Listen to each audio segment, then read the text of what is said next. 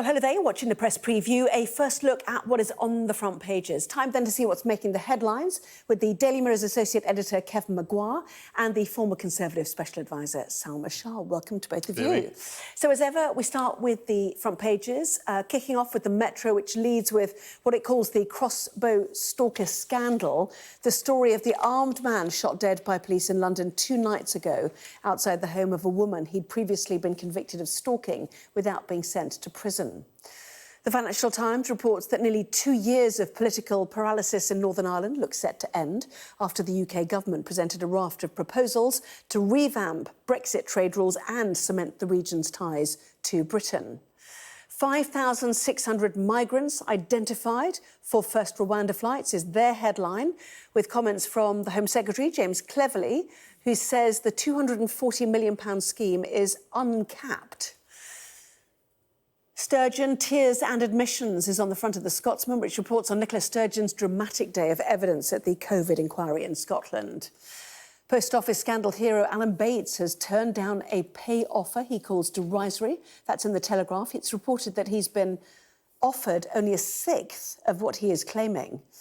And an interview with Justice Minister Mike Freer is on the front page of the Daily Mail. He says he is being driven out of politics for his pro-Israel views and death threats.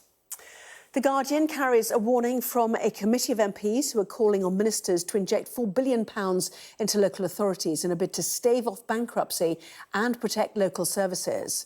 And the Star says calling in sick once in a while can be a good thing for our mental health and creativity.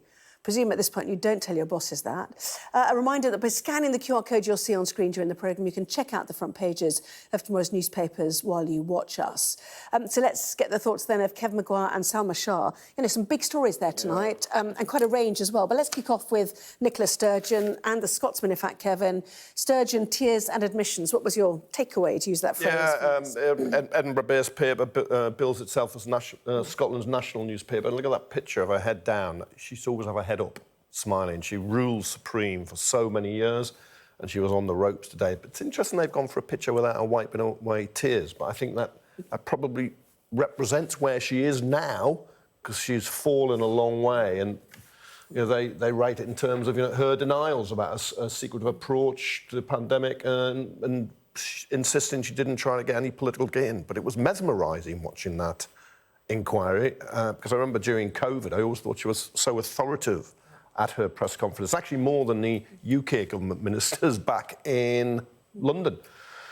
But how far you fall when you do, it's incredible. It's interesting, though, because all political leaders that are coming to COVID, I mean, we're all trying to read their body language and trying to understand what's behind it. But the two main things that have come out of it, as you said, that there were messages that were deleted and that she was clear that she wasn't using COVID for political gain. Namely, Scottish independence. To make herself seem different from the Westminster government. Yes, and I think this is something that's going to sort of stick, because, you know, when you read the Scotsman and indeed the Telegraph, there are those questions that, you know, the KC is putting to her around the certain changes that were made and why there would have been sort of divisions over semantics and things like that and what she was trying to say. So I think that is interesting in itself. And then when we go on to looking at some of the other papers that have covered it, you're absolutely right, you know, they haven't chosen to have that picture of her wiping a tear away. So you've got this in the Scotsman, and then on the front page of the Telegraph, you've got Sturgeon accused of COVID's crocodile tears, which, of course, is a very different interpretation of this. And, you know, crocodile tears, that's obviously a choice that the Telegraph have made. Kevin, I think you were saying that you think that they were really genuine tears earlier. I thought, yeah, you've seen ministers in the past, it's almost as if they're licking their finger and trying to create the tear, but I felt this is genuine because she's hurting. She rules supreme. She's gone out. There's a whole inquiry into finances of the SNP, the motorhome, the fact she and her husband, he was the chief executive, have been arrested, questioned. You'd have expected her as First Minister to have gone on to great things, possibly on a bigger stage, and none of that has happened. But it is, you know, the Scotsman was never a pro-SNP paper, but it was in awe of Nicola Sturgeon. The Telegraph has always been against Sturgeon, very much campaigned against independence, and it's interesting it does, you know, the accusations against her rather the Scotsman really do the denials from her, but it goes for it. But that that picture is very powerful, and in fact, it's the same picture as on the front of the Guardian. Yeah. When she admits errors in handling the pandemic, but again, they say she admitted failing to properly record key discussions about the pandemic. Now, the national, the SNP are driven by independence. Why they get out of bed in the morning. I suspect when the inquiry speaks to Mark Drakeford, the Labour First Minister of Wales, will find he took a different approach. But no way, I think, I'd be very, very surprised if they found he was trying to make political gain out of it in the same way. I'd be astonished. There's the pressure of the legacy collapse, as it were, for all those things you listed. There's also the sense of the pressure of dealing with COVID from what you're saying today. She came across as very human on that score, but then again, so have most of the UK government ministers. Well, look, what I find difficult about this, and I would find it difficult about any politician that has stated this, she says that a part of me wishes that I hadn't been First Minister, when the pandemic struck. I mean, OK, well, why didn't you resign then and give it over to somebody else? I mean, that is never really what they actually think, and that's my personal cynicism showing there about politics. But, doesn't mean the tears weren't real, though. No, I'm sure the tears were real, but what were they for? And, the Telegraph, I mean, obviously it's critical of Nicola Sturgeon, but they have Pamela Thomas, who lost her brother to COVID, who was outside, who told reporters that she felt that they were crocodile tears. And then there's a part of me that says, OK, I believe that perhaps she was crying because of the pressure that's on her, but I don't feel that it was on behalf of those people that actually lost loved ones during the pandemic. And the bereaved families, for them, it is not yet over. I mean, they're discussing legal action now about the deletion of these messages, which seem to be missing from a number of politicians, north and south of the border, and the suggestion that were WhatsApp messages deleted because of what was happening with Alex Salmond at the time as well. Yeah, and as a diversion, absolutely, and the fallout there, from a mentor who was, of course, accused of a lot of sexual offences, which he was found not guilty of. I think one was not proven, but he was found. He wasn't found guilty of them. But the Guardian, just as I read the tone of its report, it was accused by some people in Scotland, Labour, Tory Liberals, of being a Sturgeon fanzine, and always incredibly pro her. She's a very different leader.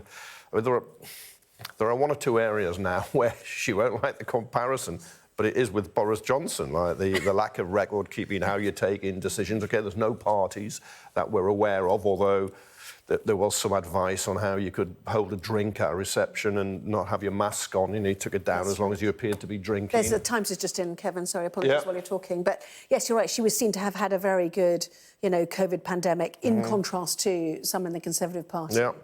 Get back. Oh, sorry, different story there. It's only the picture, isn't it, in the middle? You've got pages 6 and 7, so they've got to spread so they've got coverage inside. It's a big moment. Yeah.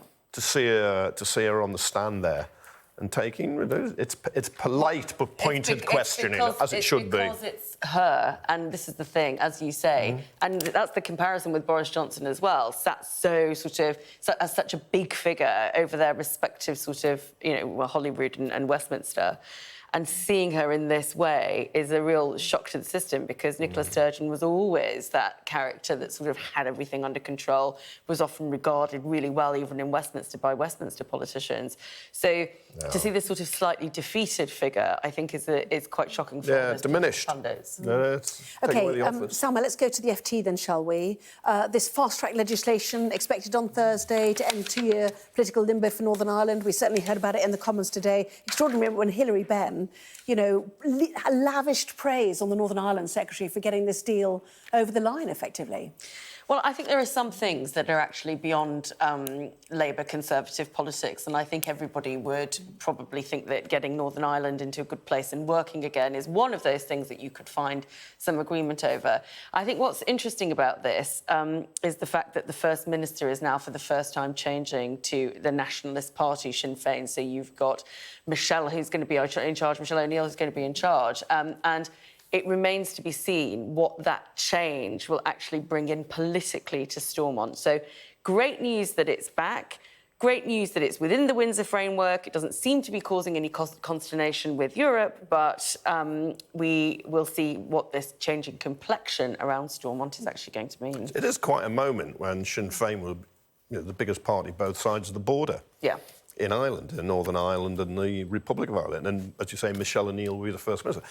So Geoffrey Donaldson's now getting loads of praise. He's always had stick in my political lifetime. I was at the Good Friday Agreement talks in Belfast back in 1998, and he left the official unionists to go with the DUP, who were then the smaller opposition unionist party against the Good Friday Agreement. And there he is now, getting through an agreement. Yes, we'll get £3.3 billion for Northern Ireland, but it won't get all the checks gone. He talks about zero checks. There will still be some checks if there's going to be crime or there's health issues. So there will be a border. It might be a very slight border, but there'll be a border down the Irish Sea.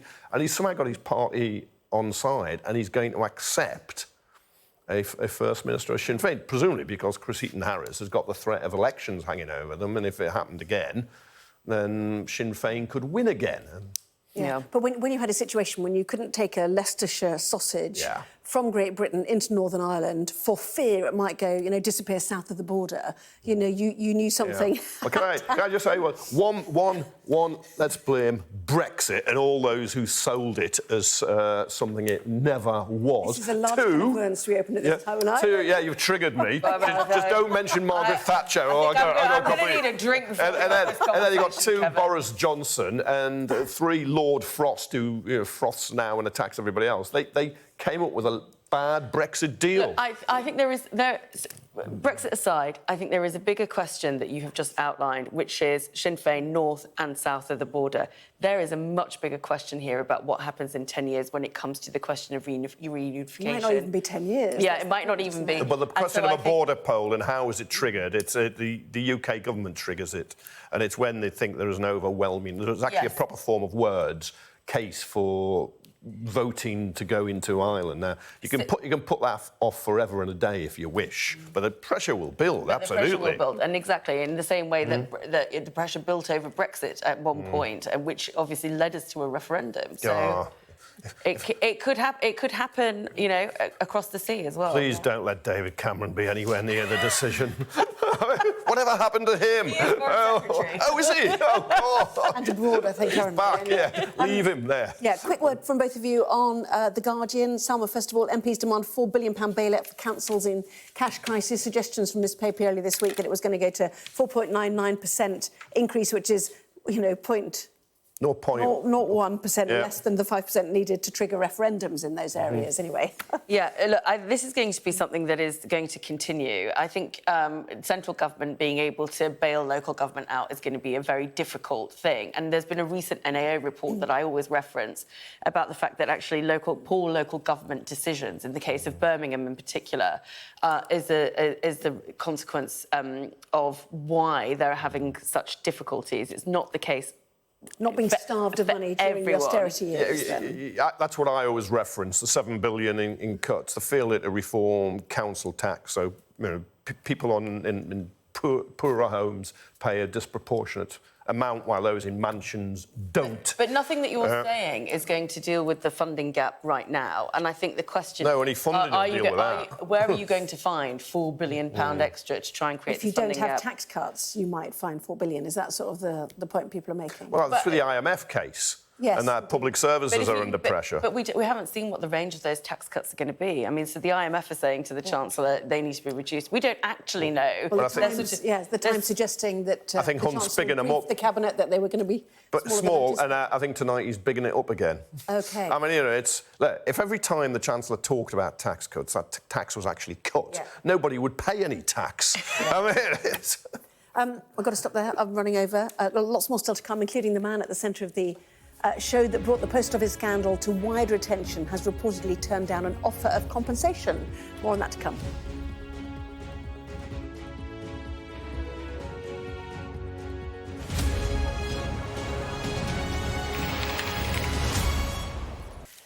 Well, welcome back. You're watching the press preview with me once again, Kevin Maguire and Salma Shah. Welcome back to both of you. Kevin, let's go to the Telegraph, shall we? Post office hero, we know him, Alan Bates, has turned down a derisory payout, suggesting he's one of 4,000 people who are eligible for compensation now. No, absolutely, which is growing, so I'm sure the bill is rocketing. It doesn't say, or I can't see if it does, how much is being offered, but it appears to be 1/6 of what he thinks he should be due after he lost his post office in 2003. But you can see the bill, as you say, is rocketing. But last time, when they won that High Court case, 2019, it almost all went in legal costs, and they got £20,000 on average each. Now, it's going to be way above that now, but it's getting into the negotiations. I'm never sure how much can really compensate you if you were sent to prison, you lost your good name, you were shunned, you lost your home. But you would think it's going to be a considerable amount of money. And the post office, again, a lot of criticism because it's insisting on confidentiality and non-disclosure clauses, and it seems to be still treating them as if it's got it's got a big stick and they've got to do exactly what the post office says. Well, hang on, it's changed now. Yes, and a government spokesman in this article says, if any applicant feels they're owed more than is being offered, we're happy to discuss the evidence with their legal advisors. But then will the government claw back from Fujitsu, which takes us, Salma, to the Metro? Yes, so the CFO at Fujitsu is saying that they will wait until the inquiry is over before they're going to make any payment or discuss compensation. And I think a lot of people would argue that they probably need to do something upfront rather than waiting for the inquiry to end. I think it's interesting, though, because we already had an award from the High Court for sub-postmasters that ended up with kind of, as you say, a very paltry sum. And so this is about two entities that were involved in this miscarriage of justice. One is Fujitsu and one is the government. So I would like to understand, really, how are they going to structure that between them as to who really owes the compensation? Or is it two sets of compensation because both essentially were at fault? Yeah. Well, it was a Fujitsu post office scandal. We shouldn't just talk about a post office scandal. It's a Fujitsu post office scandal. I think the starting point will be 50-50. Yeah, we ultimately will pay that. But they said Fujitsu's boss, when he was before a committee of MPs, a business committee, said they've got a moral responsibility to pay. And they've stopped getting government contracts. OK. Didn't have time to do the Daily Star. I'm sure we'll get to it a bit later on. Salma Shah, Kevin Maguire, thank you both very much indeed. We will see you shortly. Let's take a look now at the weather.